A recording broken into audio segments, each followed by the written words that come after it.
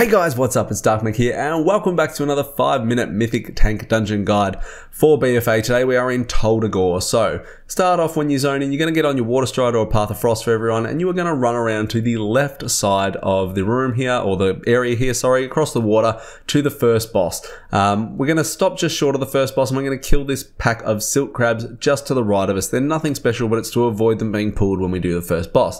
Then we're going to pull the first boss, the Sand Queen. Very, very simple boss. Tank it, don't stand in the sand traps, pick up the adds as they spawn. That is pretty much it.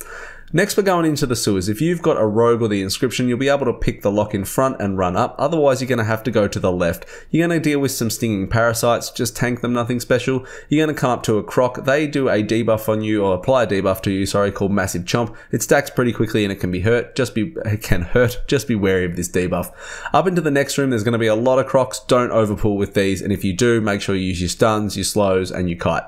If you skipped and you went the rogue way, sap the first croc that you see coming up out of the gate, and then pull the Ironside Thug into the next room. These cast Debilitating Shout and you want to interrupt it. You're going to come up to some strikers. They throw rocks at you, nothing to worry about, and the Blacktooth Arsonist hit you with Torch Strike, which puts a magic dot on you, which can stack, so just be aware of this. The Rat Looters or Bilby Foxes, tank them. They don't do much special, but purge Darkstep if you have the ability to do so.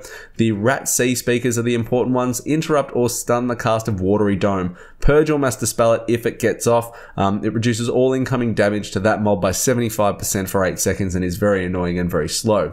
You're going to come across loads of Despondent Scallywags throughout this dungeon. They're just normal mobs. If you end up getting them, just AoE them down and watch them as they will run away and possibly trigger other packs. Then you're on to the second boss, Jess. Tank the boss in the spawn room, but move him closer to a wall for ease of line of sight on Flashing Daggers.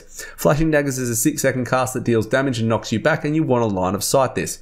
He'll also cast Howling Fear. It's a fear, you need to interrupt it. At 50%, he's going to smoke bomb and run all the way back around to pretty much where we started. It's going to open cages and adds are going to come out. In the last cage, he's going to release Bobby, which is all we really care about. We're just going to pick up the rest of the adds otherwise. Bobby shares the Howling Fear cast, so you need to watch that. He also has an ability called Vicious Mauling. He's going to pick a random player and he's going to start mauling them. During this maul, he has an absorption shield. You need to break through to be able to interrupt the maul and stop your friend from dying. At the end of the catwalk where we started, where Jess ran all the way back to, when he gets there, sorry, he's going to start casting a thing called Motivating Cry. This is a 45-second cast that buffs Jess every 2 seconds with a 10% stacking damage buff that lasts for 12 seconds. Now on Mythic 0, you don't need to interrupt it, you can just burn through it. If you do interrupt it, the fight starts again in regards to mechanics with Howling Fear and the Flashing Daggers that you will need to line of sight, so just take that into consideration if you interrupt it. Next up, you're going to have Ashvane Jailers. They put a Riot Shield up. You can either stun them or grip them off this cast to cancel the Riot Shield and the damage reduction. Ashvane Officers, you want to interrupt Handcuff. Ashvane Marines, you want to make sure you're facing them away. And the Flamecasters, interrupt Blaze and Fuse Light whenever you can and don't stand in the bad stuff. Next, you're going to run out into a room and you're going to go into these cannons. Or you're going to use these cannons, sorry. Now, you're going to be dealing with the same adds that you've already been dealing with, and you've got a few options. One is that you can just group them up, apply CCs, slows, have someone get in the cannon and just nuke them all to buggery. Otherwise, you can go pack by pack and use the cannons wherever you can. Just be wary with the cannons that they do friendly fire in Mythic, so that is something to consider. They don't do it in normal. Depending on what classes you've got as well, I would generally get a melee to get in the cannon, as they're going to be fairly useless not being able to do any melee damage if you are using the cannons due to friendly fire. Next, we're up to the third boss, Knight Captain Valerie. There's 4 barrels in this room, and what you want to do is pick them all up and move them to one side when the encounter starts. Tank the boss and move her to the opposite side of the room where the barrels aren't. Don't stand in the bad stuff. Don't stand in front of her when she's casting Cinder Flame. She's going to ignite the barrels. All you need to do as the tank is make sure that you are moving to safe spots, basically on the opposite side of the barrels. Next, you're going to move out. There's going to be more trash and more cannons again. Same principles apply. 2 new adds to deal with here, the Ashvaden Warden. They gain a buff that increases their damage done by 100%, so kite if you need. And there's also the Priest, and you don't want to stand in the bad stuff, and you want to interrupt Inner Flame if they're casting it. Then you're onto the last boss, Overseer Corgus. Now you're going to tank in a corner. Doesn't matter which corner, but you're going to tank in a corner.